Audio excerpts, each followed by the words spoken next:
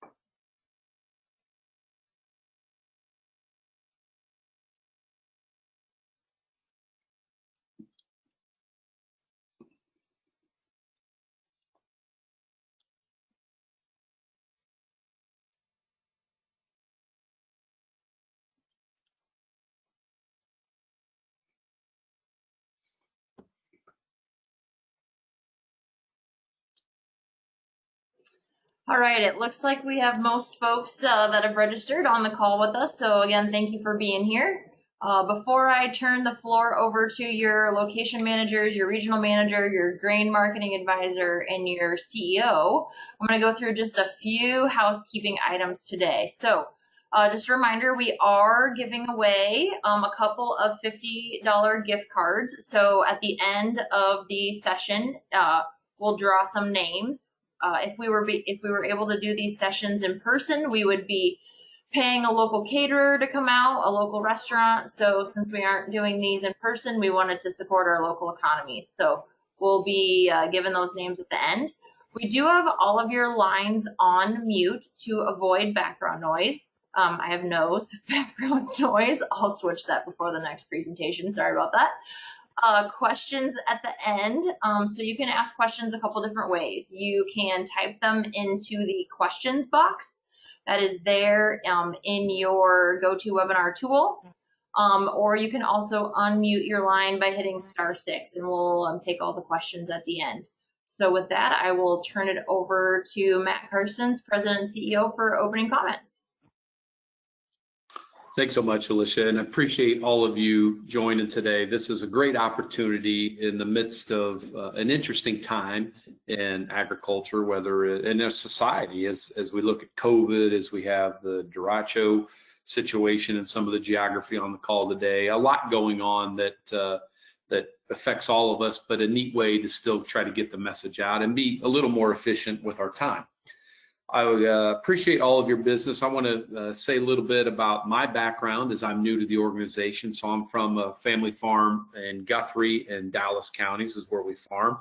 I'm originally from the Bagley, Iowa area, if you know where that is, which is on the Guthrie County side of that line of those two counties, where we had a feeder cattle, large swine farrow to finish operation, corn, soybean production, as well as a little bit of oats and alfalfa as well. So that's what makes up my heritage and what allows me the excitement that I've got to come back here to this geography and be a part of this journey with all of you. Serving at your pleasure, as the board chose me to lead the organization is a great honor, and you'll see that over my time here with all of you, not just today and in the months and years ahead.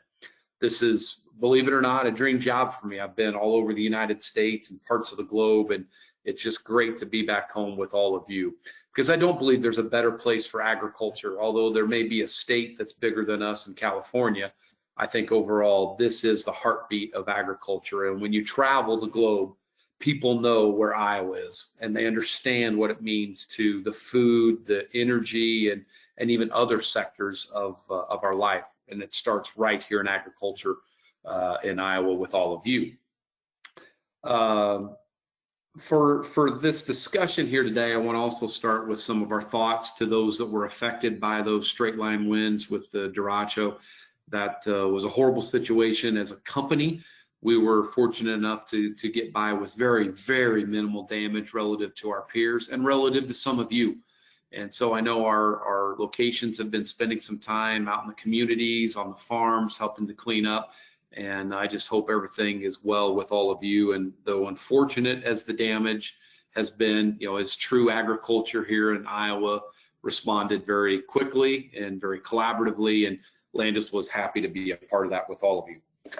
One of the things that you'll notice that will be different than what you've seen in the past prior to the board and the leadership here at Landus's change in direction is empowering our employees.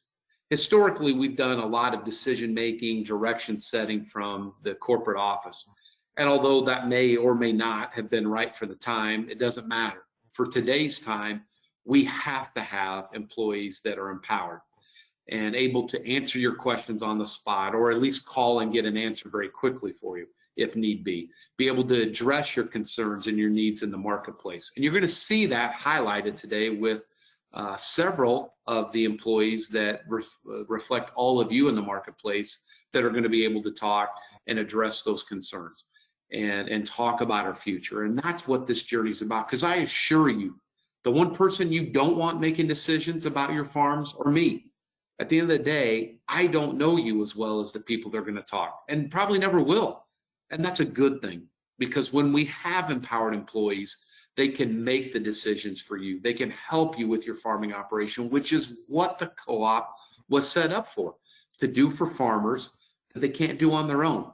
And we take your ownership in this company extremely serious, and no more than the employees that reflect all of you every day. And they're excited to demonstrate, not just on this call today, but through fall season, their empowerment and how they can make a difference in your farming operations. The last thing I wanted to say before I turn it over to Warren DeVore, who is our regional general manager, is that we are going to reinstill some strict guidelines once again on COVID. And we're doing that for several reasons. One of those is our employees. The health and safety of our employees is essential. And if we lose one or two employees at a location, we cannot make up for that during fall season. So we must have their health and safety in mind, but also in the spirit of the health and safety of our farmers. I don't know where each of you stand on the topic of COVID, and it really doesn't matter. We need to do what's right to get through fall season. And having you healthy, along with our employees, is the utmost importance. And doing those things means that we can have a good, successful fall season. So we are going to go back to contactless deliveries, keeping everyone out of the offices, social distancing, all the things that we need to do, which in some cases will be a little challenging from time to time. But we ask you to understand this direction and know that it's in your interest and ours to make that happen. And I don't care what anyone else does in the cooperative system or not. We must do what's right for Landus in the leadership role that we have here in this state. So with that, Warren, I'm going to turn it over to you to say a few words and announce a little bit of your team. So Warren, the floor is yours. Thank you, Matt. Certainly appreciate that. So as Matt indicated, I'm Warren DeVore. I'm the regional general manager for the Northwest region, and I've got 12 or so grain and agronomy locations that I supervise. A little bit about myself. This will be my 4th harvest with Landus. It will be my 34th harvest overall. I've managed grain and agronomy assets in 4 states for various co-ops and international companies. Really happy to be up here. If you're going to be in the grain business, there's no place better than Iowa to be in the grain business, in my opinion. So with that, kind of to tag on to some of Matt's comments, I'd like to express our appreciation to everybody in advance for the patience that you'll need with us this fall. I mean, we certainly are in unprecedented times with COVID, with derecho, with various and sundry challenges that we may experience this fall with labor and with just some of the quality and conditions that we're going to experience. So again, we appreciate everybody's patience in advance.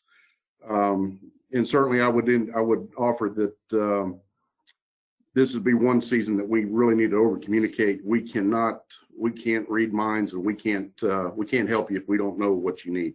So we're here to service you. We're here to take this grain, dump it, and get you back in a timely fashion. And if you need anything at all, we certainly would appreciate an elevated level of communication so that we can address your needs. With that, I'll introduce the location managers that we have on. I'll introduce them all, and then we'll start with Blake. But we got Blake Beckett, who's the location manager for Boxholm, Paton, and Dayton. Jacob Clark, who's new to the team, who replaced Steve Colleen at Churdan, who retired in early June or early July after years of faithful service to the company. And then Matt Thompson, who's a location manager at Farnhamville, Gowrie, Lake City, and Summers. So these are your guys on the field, on the ground, that are there to help you with whatever needs you might have. So we'll go ahead and start with Blake at Boxholm.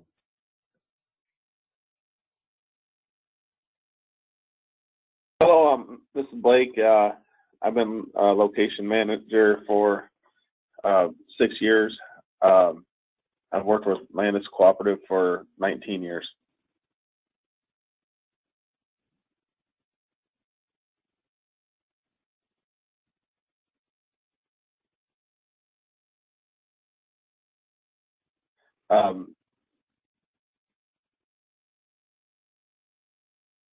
Yeah, appreciate that, Blake. And can you talk a little bit about Boxholm and if there's any traffic pattern changes, any COVID protocols that are special to you all, or infrastructure changes that fits for you and your other locations?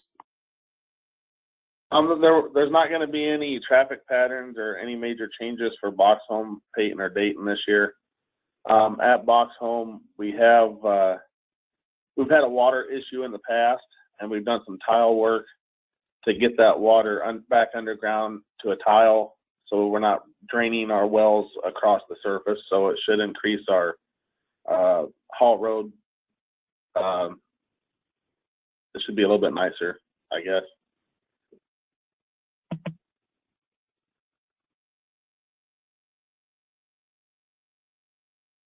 Wonderful, appreciate that. And does that apply for all the locations you cover? Any changes to any of them like Dayton, or everything else status quo there as well? At Paton and Dayton, it's going to be status quo. There's not going to be any changes at this time. Excellent. So I take it what you're telling us is we'll take all the grain they can bring us. We're going to be there to serve them, and your team's excited for that, right? Yes, we'll be here for the duration of our. I mean, we're looking forward to this fall. Excellent. Warren, I'll turn it back to you. Okay. Next, we'll have Jacob Clark at Churdan. Jake, would you like to talk about your location a little bit? Yeah, I would. Well, for those of you, I guess, who don't know me, my name is Jacob Clark. I've been in this role here in Churdan, as Warren said, since late March. So I'm still fairly new here. So I'm excited to, experience my first harvest with those of you who are going to be doing business here. I'm really looking forward to it. And I guess in terms of harvest here, things are going to be the same as they've basically always been. No major changes here in terms of truck route or the way we're scaling trucks in and out. So again, I'm looking forward to getting to interact with more of you and get to meet some of you as this harvest goes on. Thank you, Jacob. And then we're going to have Matt Thompson. Well, looks like good afternoon now. It's afternoon. So again, I'm Matt Thompson. I've been with the company for 13 years. Some of you may know me from my time at Gowrie, at the Gowrie agronomy plant. I've been at Farnhamville. This is my fourth harvest at Farnhamville now.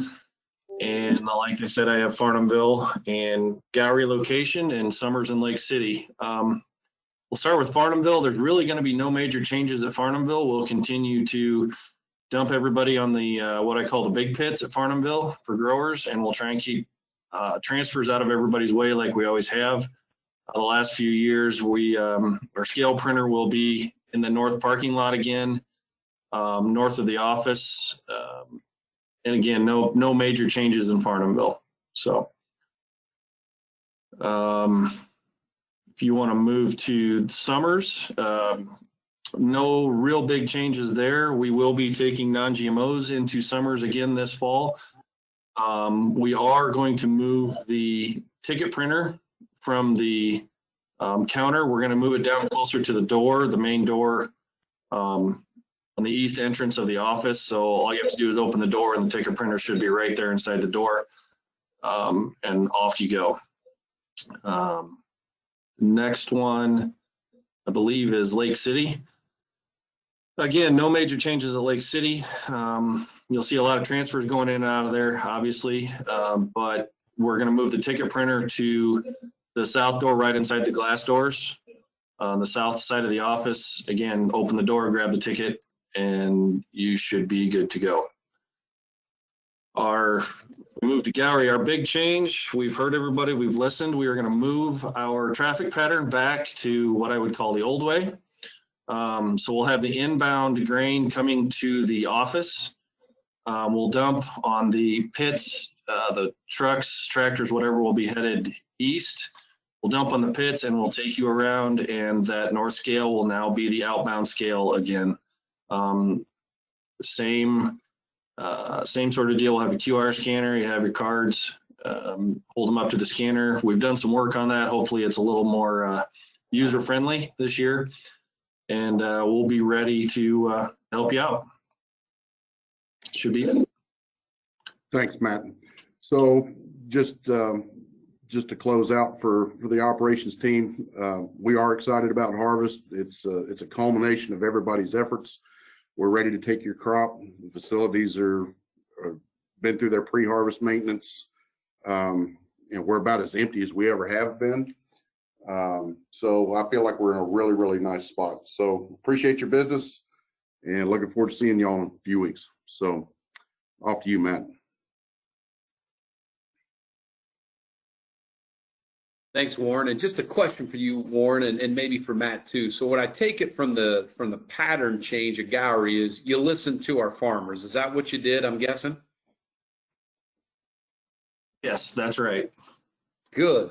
Well, see, right there for our farmer owners is change one, right? We're actually going to listen and take your feedback and not make your life complicated. So I say that as we switch the slide to the phrase that this is not our grandparents' cooperative. And as somebody that had a father that served on our board for over 30 years, I take that not as a lighthearted comment, because I'm really proud, as you all should be, of the folks that all came before us as farmers, as employees, and there is a ton we have to respect that heritage. But the thing we've got to know is that agriculture is not the same today. In fact, it's not even close to the same of what it was. If you think about some of the dynamics, agriculture as its own industry is really not the same and almost doesn't exist anymore, because agriculture is now a subset of food. It's a subset of energy. It's a subset of fiber. It's a part of technology and data, a big part of technology and data and what goes on in this world, and particularly here in the US and in Iowa. So as we think about that, advocating for you is one of the most critical things that we can do. And it's something that most local co-ops don't do at all. And it saddens me, and I want you all to know that it is a different day here at Landus. And we mean what we say when it's not our grandparents' cooperative. I assure you, we've got other things to do. Serving your needs on the agronomy side, the animal nutrition side, doing those things like we're talking about here today from a grain standpoint is absolutely important. But things like COVID and trade wars, derecho, government programs, rural communities and what they mean to all of us, the supply chain from a farmer all the way to the consumer and on down the line are changing right in front of our eyes. And there's many factors that affect all that, like sustainability. We must be here to advocate in each of those areas for you, talking with our senators, talking with our governor, our secretary of ag, our USDA, everything that goes into that. You need a voice, because there's less of us to give that voice. There are less farmers, there's less cooperatives. So one of the things you'll see us spend a lot of time on is absolutely this word of avocation or advocating in your behalf. And I think there's no greater time to do that than today as we look to the future. But as we switch slides, there's another part of this that's really important that kind of falls under avocation. And it's this element of how do we elevate agriculture for all of you. And at Landus, we're looking at 3 critical success factors, which normally companies don't share outside of the company walls, but because you own us and are some of our biggest customers, we think it's important to share this with you. First and foremost, our number 1 critical success factor is that we will put you and your ownership in the center of everything we do. Every decision, every action, every piece of every day, we've got to make this a part of what we do. And you are in the center of that. So when you hear us talk about employee empowerment, which is our critical success factor number 2, it's under the pretense of what do we need to be doing right for you, whether it's changing the pattern flow of delivering grain and Gowrie or whatever else is on that list. We need to be attentive to your needs because your ownership means something to all of us. And hopefully it still means something to you. So employee empowerment is at the utmost critical stage of what has to happen here every day. That we have employees that can listen to you, that can be responsive to your needs, that understands your business and how Landus wraps around you and your organization. And then last is leaning into the future of ag. We can no longer just sit back and continue to provide you inputs in agronomy and animal nutrition, purchase your grain at season's end, and call it good enough. You should be demanding more from us, and you are. And I think that's a really good day. Whether it's data and the complexity that's coming of data and how many people have access to your data and the fact that you don't get paid for your data in a lot of cases and should be, or how to adapt technology, how to tie data and technology together. There's so many things we could talk about in this space. And I think it's an important part of everything that we do, but these are the 3 things that you should absolutely hold every employee, including me, accountable to every day. So with that said, I want to cover each of our 3 businesses very briefly and what you should expect from strategies from them going forward. First, in our agronomy business, as you know better than I, it's all about the experience, the best in class farmer owner customer experience that you get. Deliveries being done on time, applications being done in a manner that fits for your operation, and on down the line. This is a big area. And I know Warren and his team are up to that challenge every day. And we're going to continue to deliver that and develop what you'll hear in the future is the Landus way. A whole new experience when you come onto our property. Even under a COVID environment, we want that to be the case. Number 2 in agronomy is no surprise to you, is driving operational efficiency. We can't have slop in what we're doing. We must be able to meet the challenges of tomorrow here today. And you start that journey with operational efficiency in everything that we do. We've got to realign the supply chain, thinking about all the different layers that touch the products that get to you eventually in agronomy. I'm shameful to tell you is too many today, let alone the fact that we're trying to connect a farmer to a consumer. And if you look at that supply chain, there's anywhere from 7 to 15 different people in that supply chain.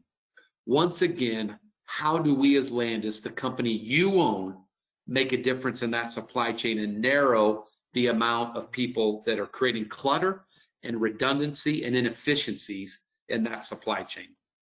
And last, it's kind of ironic to be talking about it during the duration of time that we're under, but we need to be here to work with our competitors, or better said, neighbors. Whether it's somebody like Heartland Co-op that had a really tough go of it through the amount of facilities that were damaged in their business, or anyone else. We're all in this together as agriculture, particularly the cooperative world. And we need to be there every day. and not have the arrogance as the largest cooperative in the state, but have the olive branch as a cooperative that wants to work with everyone in the spirit of what's best for our own farmers that own our company. Switching gears to the grain business. In grain, it really comes down to three pretty straightforward things. First, let me be clear. Our grain business is here to originate grain from you in season, out of season, or help you with your grain sales with on-farm storage. I don't care what the situation is. We need to be here for you and focus on that. And Marley Gregg is going to talk about that here in a minute.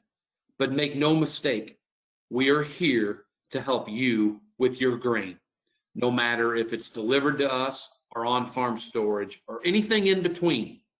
We're here for you. Second, just like agronomy, is we have to have operational efficiency. But in grain, it's a little different. Yes, we got to continue to invest in speed and space. You all like that. You all need that and deserve that. But we also need to make sure when the grain's in our possession that we are doing every step possible to maintain that quality, minimizing drying, minimizing transferring. Let me just remind everyone, transferring grain is not a sport. And I do believe at times we've thought it was some kind of a comical sport that we do. No more. And then last is mixing and blending to the success of the grain that you bring us. And last is we've got to expand our merchandising. Whether it's the grain you bring us or the grain on your farm storage, it is a big world out there. And as I already mentioned, everyone knows you. Everyone wants the grain that you produce because they know it's the best. And it is the best. From oil content to the quality to any way you want to look at it.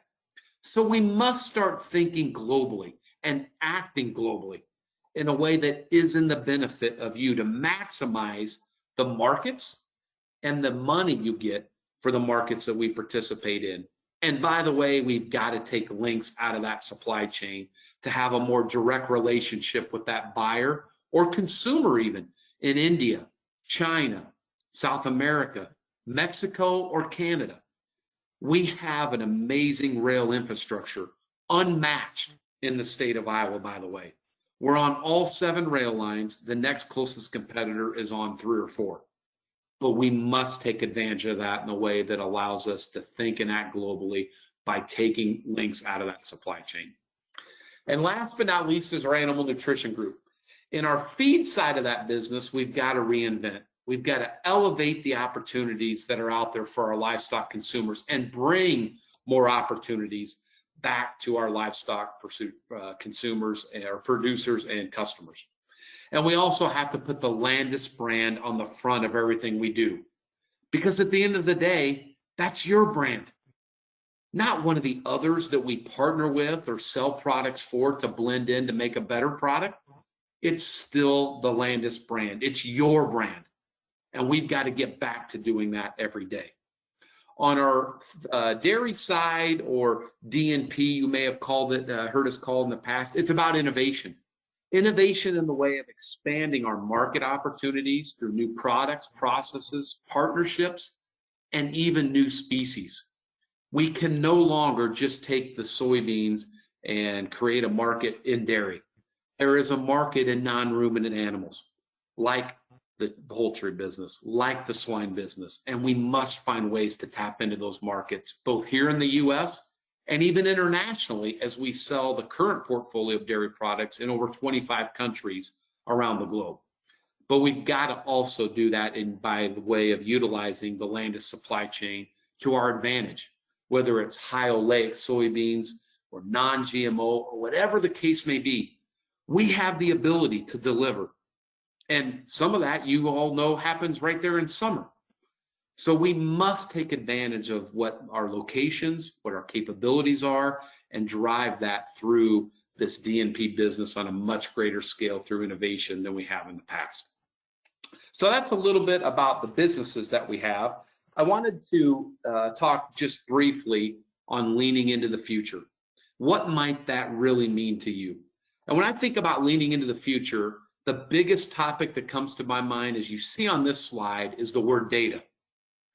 The amount of people you give your data to and are not receiving compensation or fair value back from that data is out of bounds. And I'm ashamed also that we've let that happen. This is, again, not your grandparents' cooperative. It's not my grandparents' cooperative. It's different. And today, data means more than almost anything else we do. I contend that in our lifetimes, there is a chance that data could be worth more than the commodities you're selling of livestock, crops, or anything else. Think about that. The power of our future lies in data and how it helps you from a profitability, sustainability, traceability, integration standpoint, all extremely important to us as we look to the future. So we must be leaning into the future and looking around the corner around what should we be doing, where can we be going in a way that lets you know where the future's going and how you're going to get there. And we must, as your cooperative that you own, pave that path. And a great example of that is what we're doing in new digital tools for harvest here. So finally, you can now sign your contracts and different documents online by logging in through the customer portal or the app. And you'll be able to sign documents that you're needed there, part of also not just efficiencies, but also dealing with the COVID and other pieces that are out there in our markets and lives today. So I'm excited about this. If you get online and sign up for the text messages, you'll be able to get a text message when there's a document for you to sign, making it even easier for you yet to know when that's there and easy for you to do it versus driving in or having to get out of your vehicles and go into the location. So I'm really excited for what this opportunity means and what it brings for your cooperative. So with all that said, I want you to hear from your grain marketing advisor, who is Marley Gregg, who's done a wonderful job for all of us, you and us as employees. And Marley, I want to turn the floor over to you.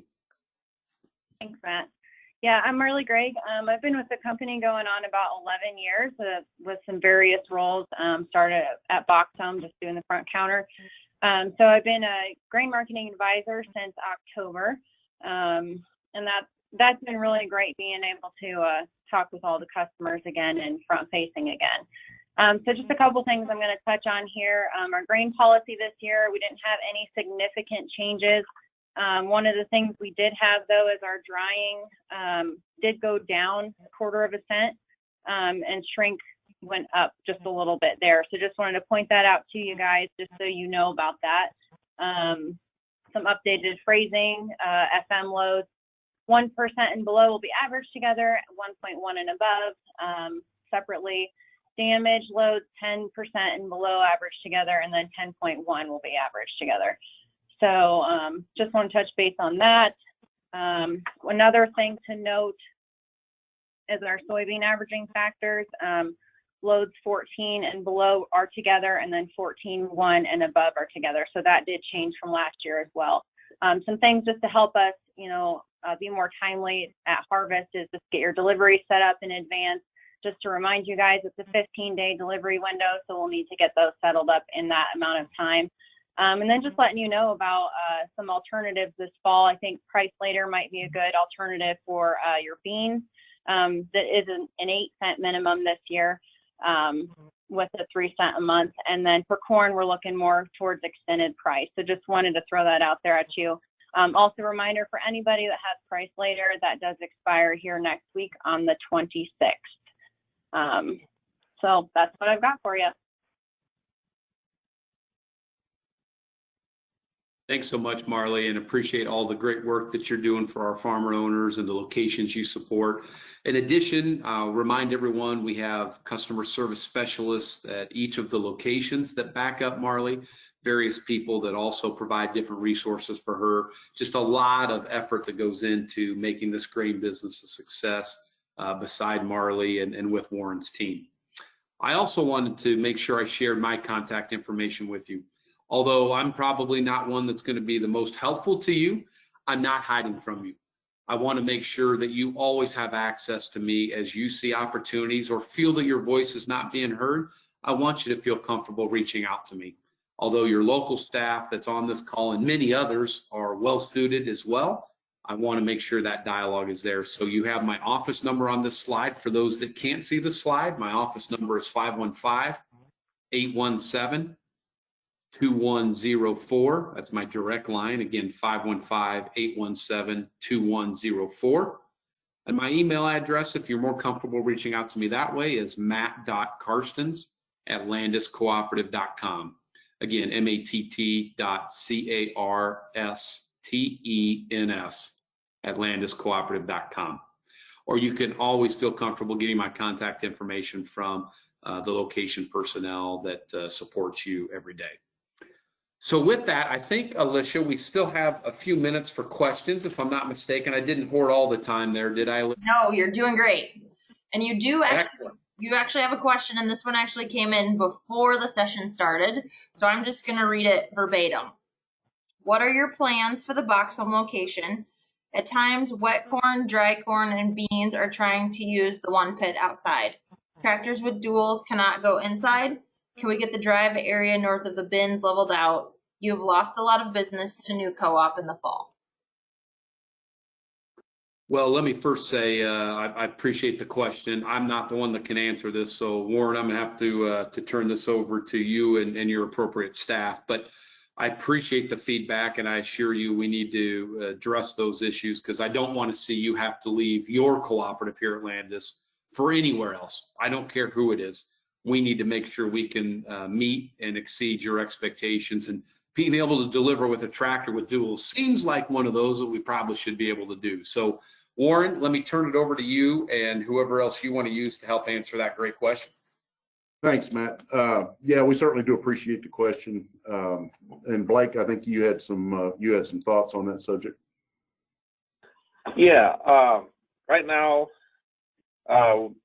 we need to add space before we add speed. If we add an additional pit today, we would just plug up. So we're looking at new bins, new dryer in the future, probably long-term future, as of right now. And as far as the ground to the north of the elevator, we now own a box scraper, and we have rock on site, so we can keep our haul roads leveled up and level and smooth and comfortable to drive on. Thank you, Blake. But and to further that point a little bit, it truly is a challenge for us when we start getting 3 commodities in at any given time at most any of these facilities. They're not truly set up for that. So we'll do the best we can to get everybody in and out, and try to keep our co-mingling to a minimum. But certainly appreciate the question, and look forward to further discussion. Thank you. And Warren, just a follow-up question on that. I think they mentioned the duals, and maybe this was addressed and I missed it, but can you address that? Will they be able to bring their tractors in that have duals to unload it at the spot that was the question there? And if it was already addressed, I apologize. And you and the duals are a limitation as far as going inside the old concrete elevator. So yeah, so if they have duals on, they have to dump on the outside pit, Matt, and that is, if we're handling 3 commodities on a given day, that is a blockage for us. So we try to make do with the best we have right there. But yeah, the duals are not able to go inside today. Okay, appreciate that.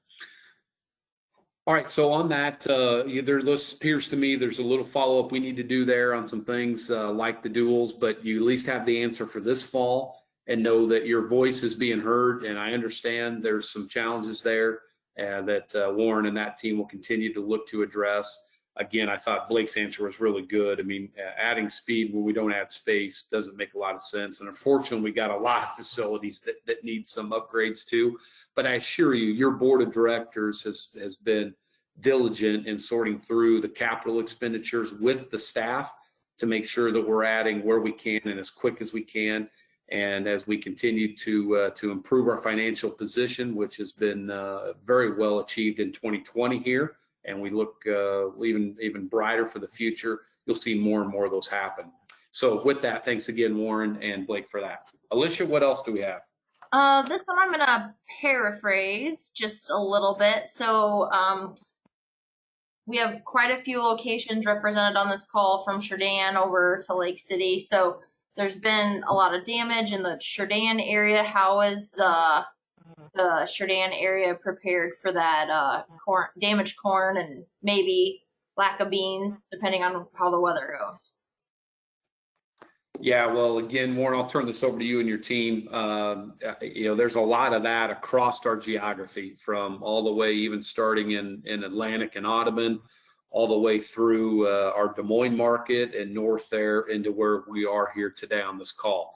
So it's not a new topic, but at the end of the day, we're prepared to deal with whatever you have and to stand beside you.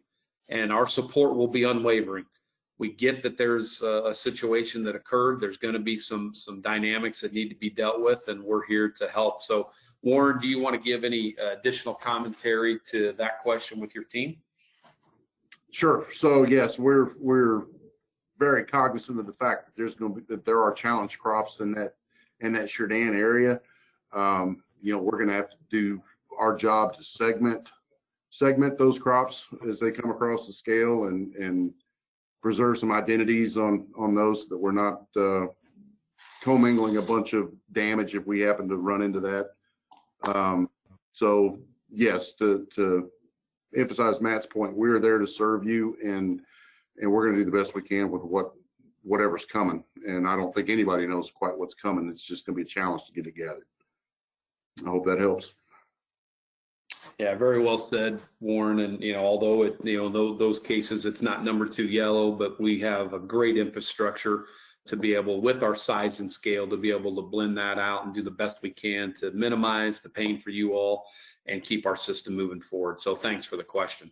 Alicia, what else? I think that is all the questions I have received. So what I will do is I will get the fun job here of letting our winners know who is getting our $50 gift certificates, and then I'll turn it back to you to close. So George Naylor, Ben Van Sickle, Daryl Petty, Tim Gustafson, and Deb Leitner. Your locations will be getting in touch with you about a $50 gift card to a local restaurant. And with that, I'll turn it back over to Matt. Well, congratulations to those winners, and get out there and support those local businesses. And Alicia, I'm just glad that Dan Reynolds, the board member, didn't get it. That would break my heart. So, good on the drawing to not go his way. But in sincerity, I do want to say thanks to our board of directors. I want you all to hear from me. They represent you with a lot of pride and pain that they have to go through to make sure that all this is in balance and that your feedback is being heard every day. And they do a wonderful job of that. And I'm appreciative of what they do. And again, getting to serve at their pleasure. I want to end as I began, which is thank you. We know you've got other choices to choose from when it comes to choosing a cooperative, whether it's animal nutrition, agronomy, or grain. We know they're out there. And I assure you all that we take your ownership at Landus more serious than anyone else. And although we've got a lot to prove and things to change, like some of the questions highlighted, this team is up to it. I have been thoroughly impressed with how our team wakes up every day thinking about you all. And I hope you get to see that more than ever before now that they're empowered and they've got you in the center of every decision, every action that they take. You have a lot to be proud of because it is a new day here at Landus. And at the end of the day, it's about focusing on you all. It's about our empowered employees in your behalf. And it's about leaning into the future. Because without our future, what do we have? And I believe the future is as bright here at Landus than it is anywhere in this state. And I know we've got room for improvement, and the team is actively on that every day. But your feedback and your support, more importantly, of this company you own is what will make the difference. So thank you on behalf of all of our employees, particularly those that are part of the locations you support today. And we look forward to continuing to earn even more of your business every single day. And please have a safe and prosperous fall season. Thank you once again.